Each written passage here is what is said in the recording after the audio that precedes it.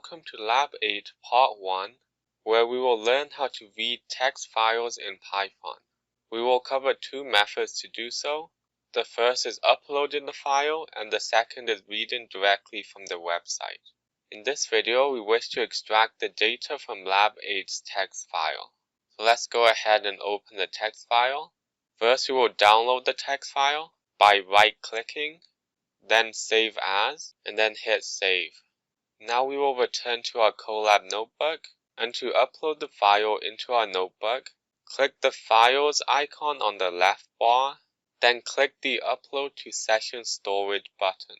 Select the text file and hit Open. The text file should now appear. We will start by declaring an empty data list, then we will open our file. To do so, we will use the command with open round brackets, then the name of the file, in this case onestrike.txt.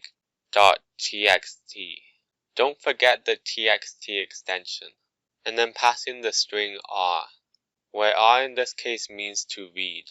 To write to a text file, just replace the r with a w. Then type as and the variable of the file. Let's call it file and colon. All the indented lines can now access the file variable. Next, we will use a for loop to loop through all of the lines in the text. So for line in file.read lines. And let's take a look at the line. Here the line variable represents one line in the text file. So now we must append the lines into our data list. To do so, use data.append, then line. Now we must split the two numbers in each line using the .split function. Now let's take a look at our data. Now you can see that split has created a new list for us, but each of the numbers are strings, so we must convert it to a number.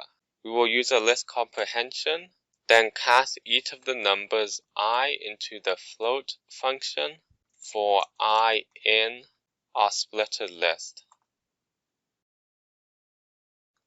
The next option is to read directly from the website.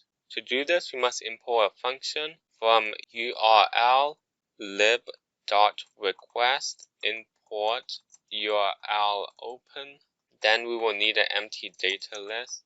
And now to open file, we will set file equal to url open round brackets. And then we need the link to our file.